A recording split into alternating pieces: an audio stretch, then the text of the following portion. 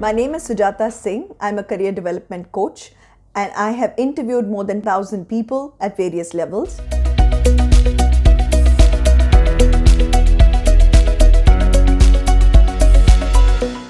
Possibly soon, you will have to face a situation that can significantly change your work and personal life. That's right, a job interview. This evaluation process, which is often a prerequisite for working in many companies, causes nervousness in almost every applicant.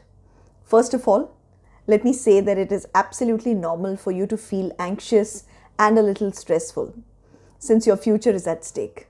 However, you can adequately prepare yourself to face the typical questions in a job interview. How can you do this?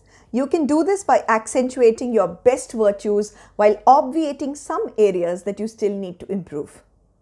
Remember that a job interview is not an exact science, and therefore the process can vary significantly from company to company.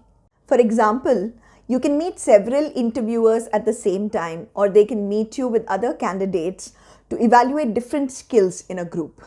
Regardless of the type of interview you have, it is essential that you are as well prepared as possible to appropriately answer each question in the job interview, demonstrating your experience, capabilities, and what you can contribute to that company. In this video, I will tell you about 7 of the most common questions that employers tend to ask during any interview. And also, I'll help you frame the answers for many of these. First question, why are you looking for a job? You have to know your target. For example, you want to work because you need to become independent, or you want a wage to pay for your studies, you have ambitions of higher studies and you want this to help yourself, or would you like to gain experience in that particular field of your choice? What is the answer? So ensure that you have these answers in mind when you frame the answer for this question. Question number 2. Why should we hire you and not other candidates? A valid question.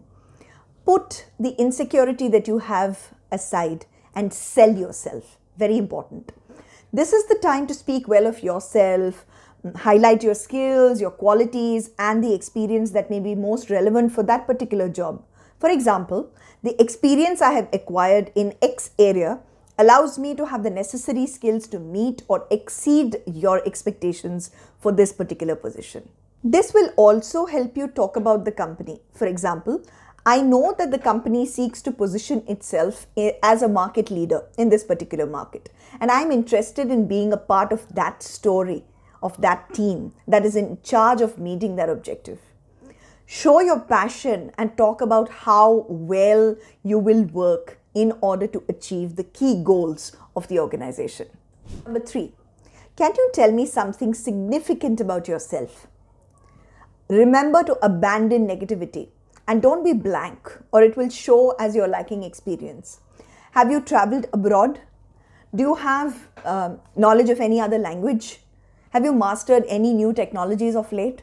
What training courses have you taken? What extracurricular activities have you done that can say a lot about the kind of person that you are and your work ethic in order to be able to work better with the team? Have you collaborated in any NGOs? All this information is immensely useful when it comes to painting a picture about the kind of person that you are and how you can perform in your first job.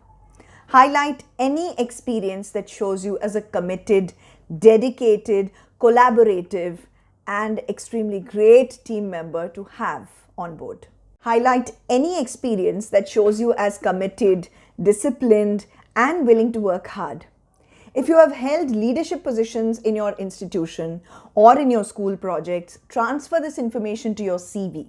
For example, in my final year of BTech, I was the head of the planning committee of our youth cultural festival at the university level.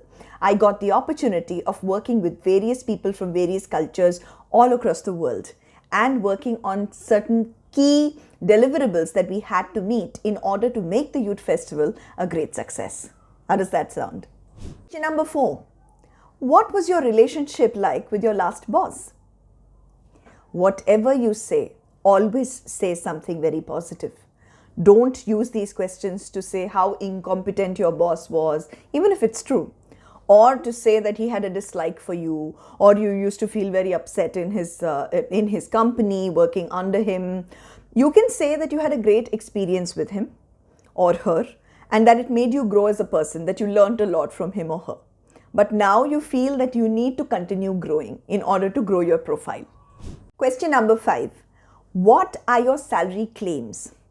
If it's your first interview, you don't want to price yourself too high or not yet at all.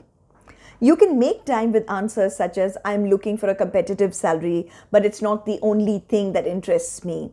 I would like to know more about the functions and the challenges of this position. Or, I think I need more details about the position to know what would be an appropriate salary to ask. A typical standard response would be as per company norms. Although there may also be occasions when all the details of the position and the company are discussed from the first interview.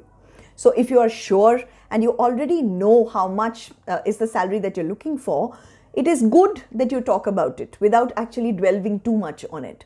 On many occasions, it's according to how the interview actually flows. So again, as per company policy is a very safe answer.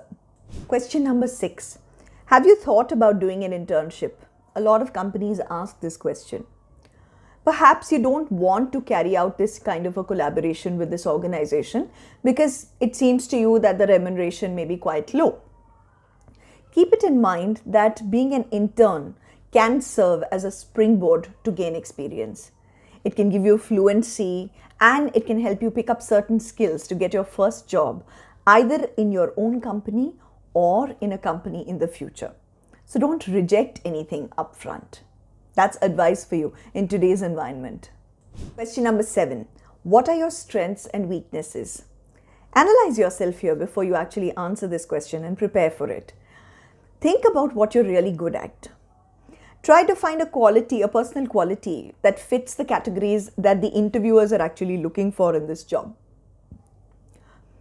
Usually, interviewers look for qualities like teamwork, flexibility, confidence, autonomy, or being able to work alone without much assistance, analysis, and communication. Also, collaboration with other people. Don't fall into the trap and make your weaknesses look like strengths. It doesn't really work that way. Everyone knows what you're trying to do. Never mention a basic skill for the job as a weakness, as something negative, but an area that you still have to improve. For example, you can say that you are too much of a perfectionist, but you are trying to become much more flexible to have a better balance between your work and your personal life.